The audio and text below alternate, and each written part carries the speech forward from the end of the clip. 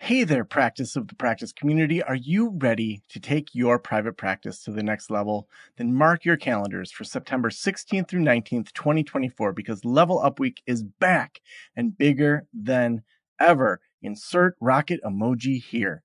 Join us for 4 days of live webinars, interactive panels, and exclusive resources tailored just for counselors, therapists, and private practice owners. Whether you're looking to fill your caseload, hire your first clinician, or scale your group practice, we've got you covered. This is your chance to level up while others give up. Don't miss out on this game-changing event. Register now at practiceofthepractice.com/level up and get ready to transform your practice. Remember, September 16th through 19th, Level Up Week, your ticket to practice success. Register today and let's level up together. practiceofthepractice.com/level up.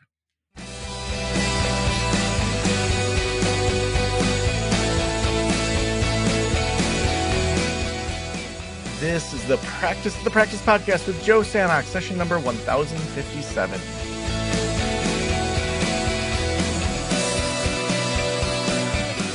I'm Joe Sanok, your host, and welcome to the Practice of the Practice podcast, where we help you build a thriving practice you absolutely love. We are doing this every day of the week now. It's pretty insane that we have this many amazing podcast sponsors and people that are, getting interviewed, and there's just so much interesting talent out there. And I'm a curious guy, so I love that I have a job that I get paid to just talk to interesting people and hear all about kind of things that they're working on.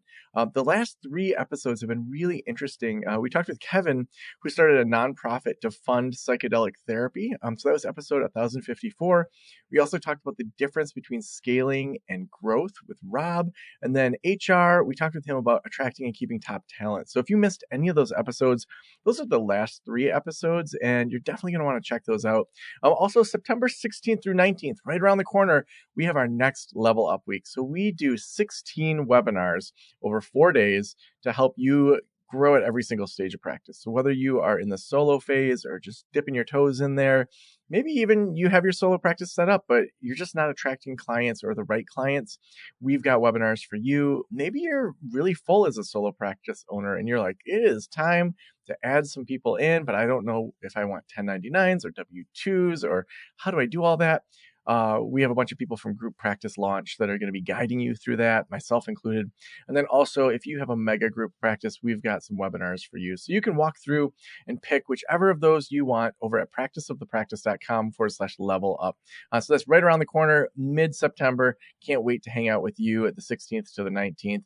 And also, I'm going to be down in the Nashville area keynoting the Mental Health Marketing Conference in the first week of October. So if you're in the area, make sure you sign up for that. I'll meet you over there.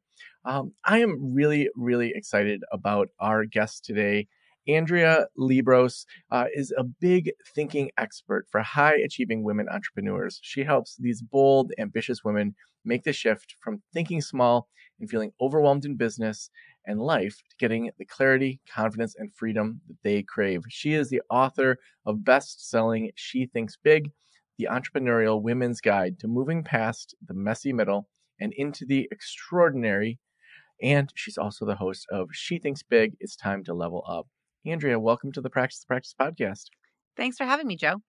Yeah. Well, just recently, my partner was talking with me about how she was reading this research about how around age 8 is when girls start to lose their self-confidence. And I have a 9-year-old and 13-year-old. And there was this journal that she had found that we just ordered. I haven't even looked at it. It hasn't arrived yet. To try to help my daughters journal and think big and grow big. As a single dad who has almost primary full custody, 90% custody, raising these 2 little girls, we can get into female entrepreneurs. But what are the messages? What is the brainwashing? Like, what happens to women entrepreneurs that maybe is different than the male experience? Or maybe you're even seeing some of that shift. But let's just start with, I've got 2 little girls. I'm going to be selfish and use this time to say, like, what's going on in their brains and what can I do? Good question. Great question. So what's going on in their brains? Well, we'll never really know that, will we? We've got to ask them some questions. But I think what happens is that when we are young, and yeah, as you said, like the research is now showing younger and younger, we don't really have too many fears that have to do with anything but our like selves in a sense. Like we could fear falling down and getting hurt. We could fear someone's not going to come pick us up. But as we grow, the fear gets bigger and bigger, and we start to attach way more meaning to it. So that's when it starts to impact our confidence. And I was just having a conversation this morning with a client who is not a little girl anymore. And we were talking about confidence and why she just can't seem to get out of her own way. And, as I dug deeper into this, she used phrases like, well, what are people going to think? And so when I questioned her, like, well, who are the people? She doesn't have a great answer for that. And then she said, well, I Mm, guess it's really not the people. It's me. I'm getting in my own way. And what's getting in her way is really fear.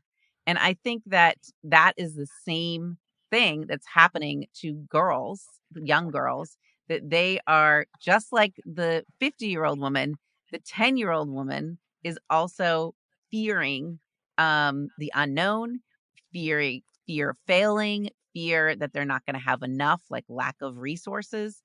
It's the same kinds of fear. I've kind of broken it down to 9 kinds of fear, but the 3 big categories are the unknown, fear of failing, and fear of not having enough. So it's the same mhm. whether you're 10 or you're 50. Say those again. The fear of not having enough, fear of failing, and what was the third one? Fear of the unknown. So The so unknown. Mm, fear of the unknown really is that fear of uncertainty. So, like when you run a business, you want things nailed down, you want to know what's going to happen, you want to feel in control. Same thing when you're 10. Like you want to know who's coming to pick you up. You want to know how the audience is going to react if you're the kid on stage, right? So, mhm, fear of the unknown includes really fear of uncertainty, also includes fear of change, right? So it's change is like uncertainty, but it really focuses more on a specific outcome of the action you take or something new enters your world. So I'm going to a new school. What are people going to say? Right? There's a change right there. Or in, business, we sometimes don't make decisions in a speedy manner. And we kind of experience what I call business lag. And that's because there's fear of change. If I make this decision, what's going to happen? Something's going to change, whether, there's going to be some sort of change. So fear of change falls into that category. Also, fear of risk. So, you know, as an entrepreneur, you're already carrying the responsibility of running a whole business. You don't have a corporate network to kind of shield you. You are the boss. But when you're a kid, there's risky decisions in putting yourself out there. Do you want to try out for the team? What if you don't make it? Do you want to run for president? Right? What if you don't get any votes? So that's a fear of risk. And then even though this might sound good, there is that fear of success, right? Underneath, there's all the reward, but that success also brings change. And change means venturing into the unknown where you can't predict things. So what if you were the lead in the play? Oh my gosh, that's kind of scary. Like if I got that role, would I be able to handle it? Something would have to change in my daily routine. I would have to practice more. So those are all kind of fears that fall under that fear of the unknown. mm. Now, were you raised kind of to think big and this kind of then came naturally, or did you have to undo some things? I had to undo some things. I had to undo some things. I've thought about this a lot, and I am the oldest of 2 kids. I have a brother who's 4 years younger. I grew up in a household with 2 parents. My parents are still alive and still married. My dad definitely, he was the breadwinner. He had his own business, actually. He's a CPA. And my mom stayed home. She did go back to work, we'll call it. She was a teacher part time when my brother and I kind of got to that middle school, high school age. But I think that, I'll give you an example. Like my brother played collegiate sports and he played golf in college. And I never picked up a golf club, Joe, until I was 25. So Mm. what was going on there? Like, I think my dad thought that introducing him to golf would be a great way, like a means to an ends. He'd be better in the business world if he could play golf. And there's some truth to that. But that was thinking bigger about his world. So why wasn't anyone giving me a golf club and saying, you should go learn how to play golf too? Because that might help you in the end. So it was kind of subtle, but it wasn't, but it was still there. So I think actually I started to become more of a big thinker and move past all of those fears. Um, Honestly, in a way to prove myself that I could do things. And that was really more in my 30s. Once my kids were born, and I decided that yes, I could work and have kids at the same time, be a parent. Like, what was that going to look like? How was I going to make that happen? I think at that point is when I really started to think bigger and not have to feel like I had to stay trapped in a little box. Um, but it was more out of spite than anything else. And I see that with a lot of women. Like, they don't start thinking big until they start getting kind of angry or annoyed or feeling less than. Mm. Why does it take that usually? Well, I think there has to be some emotion that's driving you to take what I call more massive action versus passive action. So when you're staying safe or small or not taking risks, like not, say, starting your own practice, okay, you're just going to work for someone else, which is totally fine, by the way. But you've been toying with opening your own practice, but you're not really sure, and it seems pretty scary. You know, you've been researching it to death, which I call is passive action. So it's not like you're not doing anything. But once you start to take massive action, actually put the steps in place to open your practice, that's fueled by bigger thinking. That's fueled by thinking about not what if this doesn't work, but what if it does? What if this is the best decision I ever made? So you're making decisions based off of what might be possible in a curiosity sense, not what might be possible in a fear-based sense. And I think that doesn't necessarily happen until you kind of have some fuel under you to create that thinking, to and confidence to take that massive action versus just staying in the comfortable, what usually is comfortable, passive action. So Mm. I don't know. I mean, this could be the same for men too. It's not like this could be, just has to be different, but something kind of has to click. It's honestly a conscious decision in a sense. Um, like going back to this call I was having this morning about this woman who's like, why can't I? She's actually a photographer, and she's a blogger. So part of blogging is taking pictures and posting things, pictures to go with your blog. And she feels very inadequate with her photography. And we had to go to the place where, like, this is truly just you deciding that my photography is amazing. Could you get better at it? Could you take a class? Could you improve your skills? Sure. But that also has to come from you deciding that you are going to be good at this. So it's a decision. Mm. When people start to make that decision to like play bigger, to think big, to play big, to go after things, um, what are those first steps? Like, what does it look like to really start to own that? What are, the mindsets? What are the different things that they need to plan around? Like Mhm. what needs to happen? So I use the acronym TRUST, TRUST. So you have to trust yourself in general as a big statement, as an overarching foundational type of statement. But the T in trust, the first T, I say stands for thought options. So just like I was describing, you have options of how you want to think about something. What if this is the best decision ever? Or you could think of it as, what if this is a failure? What if hiring the person helps you grow your business? What if it doesn't? Okay. So all of those are thought options, and big thinkers realize that they do have options. Sometimes we don't see that, right? We just don't, oh, I never thought of it that way. So number one, big thinkers realize that they have thought options. Number two, the R in trust stands for real problem. So the real problem with you kind of staying in the comfort zone is not that you don't have the funds or the resources or the time or whatever. It's not that you don't know if anyone will come to your knock on your door. The real problem is just a feeling. It's just you being uncomfortable. There's no other problem out there except you Mm. are not being willing to feel all your feelings. So that's kind of good news because as humans, we're trained to feel all our feelings. We can do it. It's possible to feel all the feelings, but you just have to recognize that that's what's getting in your way. The real problem is just your desire, your not wanting to feel uncomfortable, for example. So that's what the R in trust stands for. U goes back to that uncertainty word. Big thinkers embrace uncertainty. They embrace the unknown. They're okay with not knowing.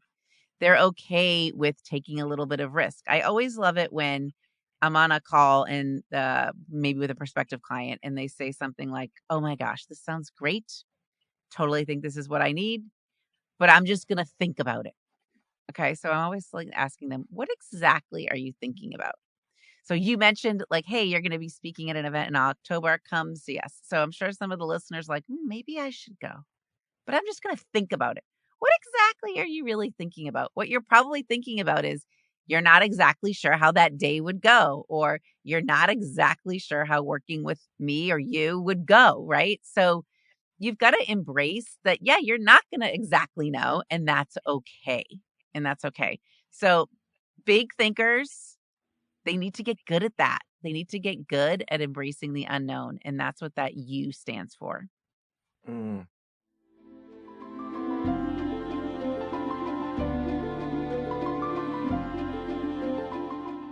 As a therapist, I can tell you from experience that having the right EHR is an absolute lifeline. I recommend using Therapy Notes. They make billing, scheduling, note taking, telehealth, and e prescribe incredibly easy. Best of all, they offer live telephone support that's available 7 days a week. You don't have to take my word for it. Do your own research and see for yourself. Therapy Notes is the #1 highest rated EHR system available today, with a 4.9 out of 5 stars on trustpilot.com and on Google. All you have to do is click the link below or type promo code Joe on their website over at therapynotes.com and receive a special 2-month trial absolutely free. Again, that's therapynotes.com and use promo code Joe on the website. If you're coming from another EHR, Therapy Notes will also import your demographic data quick and easy at no cost, so you can get started right away. Trust me, don't waste any more of your time and try Therapy Notes. Just use promo code Joe at checkout. Now, I want to hit the S and the T also. I feel like that unknown is oftentimes such a stumbling block for people that they just get paralyzed by it. When someone notices that, are there any techniques specifically for addressing the unknown, that you found particularly helpful? Yeah, I think it is paralyzing. That's a great word to think about it because when you go into what I call stuck stress. So stuck stress is the kind of stress that grows in intensity, feels super heavy, um, leaves you paralyzed. I actually use that word. You're answering that what if question with all of the what if bad things happen. And in order to get out of it, in order to move into what I call progress stress, you have to start shifting the answers to those what if questions to what if I love this decision? What if 5 million people come knocking at my door? So you have to get into the curiosity mode. And that comes from shifting into having a belief plan. Okay. So everybody's really big into like, what do I need to do? What's the action plan? When is this going to happen? What's the timing of it all? But I'm a big proponent of what I call a belief plan to go right alongside that action plan and time plan. The belief plan is people will come. I will be amazing at this. The business will succeed. Okay. Or I'm going to get the lead role in the play, like for your daughter.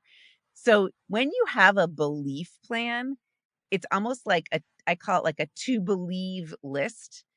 Your to-do list, or what you do from that, the actions you take come naturally. Like they kind of rise to the surface themselves. Well, if I believe that this business is going to be successful, I know that my next step needs to be X. Or if I believe that I can be the lead in the play, then I know at tryouts I need to sing with a smile. So you're not paralyzed, right? If you're believing in the right things, then your brain and your body are naturally going to take action and not stay in that paralyzed state. Mm. What do you think of that? Yeah, I think that sometimes, like, I have this reaction. Like, I love mindsets, I love belief systems, I love thinking about that. And also, I think there's this whole, like, and I'm not saying you're saying this, there's this whole kind of genre of coaches out there that just kind of say, like, if you believe it and manifest it, it's going to happen. And then they don't encourage people to Right. put in the work to it. And No, so I exactly. feel like you're not saying that, but I am noticing in myself that the whole, like, if you believe it, it'll happen genre of kind of Mm-hmm. positive self-talk just annoys me sometimes. I And I think you're agree. just I making 100% sure agree with you. that I say that. And also, it's like, yes, our mindsets totally get in the way. I was raised, I remember in second grade, I wanted to skateboard. And my parents, like, they struck up a deal with the neighbors where I went and filled up their, like, bird bath, like, every day for a week. Like, birds don't need a fresh bird bath every day, but it was a way for me to earn, $20 my parents were gonna match. And but, like, everything in my childhood, not everything, a lot of things in my childhood that were not just the regular what you should get, I had to work for really hard. And so I think that belief system I've had to undo as a parent, as an individual, that my personal achievements don't equal my worth. And I also can, give myself the ability to do things without saying that's a reward. And so it's very important to change our beliefs and to challenge our beliefs. And I also want to qualify that with, there's so many people out there that are just like, manifest it, and then next thing you know, you're gonna have a Ferrari, and that just pisses me off. It pisses me off too. I actually will say, like, I've been known to say I am not like woo woo kind of person. Like, I don't think there's magic fairy dust out there that if we sprinkle, it's all gonna magically happen. But I think this this concept of, like, there does have to be some belief in there, or else you're not going to take Yeah. the actions, right? So I think kind of tying it like this, at least in my brain, it helps to think, okay, what is my to believe list? And if I can stay in that place, then these actions, I am going to take the actions, right? So like tying it together, not just sticking in with the it will happen, if they say something, it will happen or it will come. No, you do have to do something. It is not it is not just going to appear. That makes a difference for me. That helps me tie the two together because I think both are necessary, both the thought and the action. But it also then helps me you kind of alluded to this when in childhood, this sort of hustle culture, or wearing, I call it like wearing your busy badge. you know, if I Mm-hmm. work hard, then I'll get everything I need.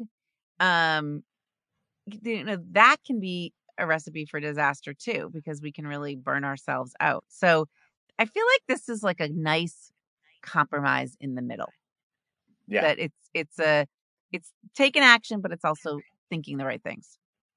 Yeah. So what's the S in trust? So S in trust stands for secure support.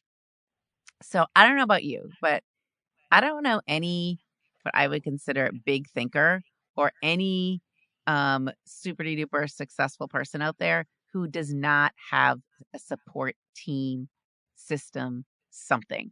Like, no one is going it alone. And I think a lot of times we think we should be able to go it alone, or if we just need to, quote unquote, figure this out, right? And that's not true. That's not true. Number one, like from a very practical sense, you don't know everything, and nor should you. You don't have to know everything. You don't have to know all the inside and outside of, your business systems, for example. You don't have to be the expert at all of that. So there's that kind of securing support in that sense. But then there's also, I think, big thinkers realize that we often get in our own way. I like to say we're often stuck in our own peanut butter jar, and the peanut butter in there is super sticky. And since it's so sticky, we can't even raise ourselves up high enough to lift our head over the rim of the jar to see what else is out there. And we become our own bottleneck. So I think securing support in the sense of having someone that's actually going to help you see what else is out there, what the possibilities are, where you might be going wrong, that's super important. So I talk about you having your own board of directors a lot. So like, who is on your personal board of directors? It could be people that you are paying to provide you with a service, but it also can be mentors and friends. It can be an attorney, a lawyer, a therapist, a coach, right? It can be all those things. But big thinkers definitely don't go it alone. They secure support. So that's what S stands for. Well, let's hit the T. T, well, we kind of already almost talked about this. It's take action. And it's not that passive action, which is Googling and reading and listening to podcasts, which again, I am all in on since I have my own podcast and my own book. But it's actually doing something, not being paralyzed, not making excuses. So I'll tell you a little story. So this morning I had a different client. She said to me, I think I'm good. I think I'm good. I think I got this. I think I've got my to-do list, but I'm making progress on it, but I almost didn't schedule this. She told me in another sentence, I almost didn't schedule our call today, or I wanted to postpone our call because I didn't feel like I was ready, like I had done enough. So one part of her saying to me, oh yeah, I know exactly what I need to do, and I'm doing it. Then the other side of her saying, yeah, I'm just not doing enough. So big thinkers, they take action, and they take not just any action, but the right actions. So I like to say you don't have to do everything. You just have to do the right things. And they feel like they're in a consistent progress mode. It's not a start and stop. It's forward movement 99% of the time. So that is what the last T in trust stands for. Well, so awesome. Andrea, our last question is, if every private practitioner in the world were listening right now, what would you want them to know?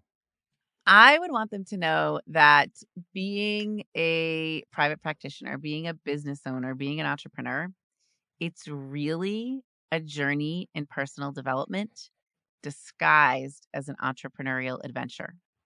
So I love that saying. It's like, yes, it's supposed to be fun and exciting, and it is. But really, what it really comes down to is you becoming the next best version of you, like you growing personally, you growing into another, moving into the next chapter, personal development. Love that. And if people want to connect with you, if they want to get your new book, where should we send them? So the easiest place to go is to Andrea's with an S, links with an S.com, andreaslinks.com. And you're going to find all the links to the book, to the podcast, to my website, ways to schedule a call, figure out how to work with me if you're interested. So andreaslinks.com. That is the best way. Love it. Well, thank you so much for being on the show today. Thanks for having me.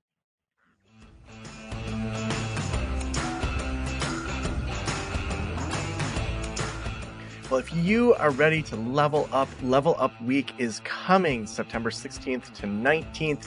We are going to have 16 live webinars that are totally free for every single phase of practice. You will leave with a blueprint, an idea what to do next, exactly quarter by quarter, what you should be working on. And we are going to have a ton of Q&A, some panels around every single phase of practice. So make sure you go and register for whatever sounds interesting to you over at practiceofthepractice.com/level up. We can't wait to see you there. And also, we could not do this show without our amazing sponsors. Today, Therapy Notes is our sponsor. They are the best electronic health records out there. We have had them for years as a sponsor, and they just keep getting better. They have telehealth as part of their EHR. They'll help transition you over. The billers that we know say that they make it so darn easy. So you're going to want to sign up over at therapynotes.com. Just use promo code Joe at checkout. That's going to give you some months for free, and also let them know that their podcast sponsored dollars are working. Thank you so much for letting me into your ears and into your brain. Have an amazing day. I'll talk to you soon. Music, and this podcast is designed to provide accurate and authoritative information in regard to the subject matter covered. It is given with the understanding that neither the host, the producers, the publishers, or guests are rendering legal, accounting, clinical, or other professional information. If you want a professional, you should find one.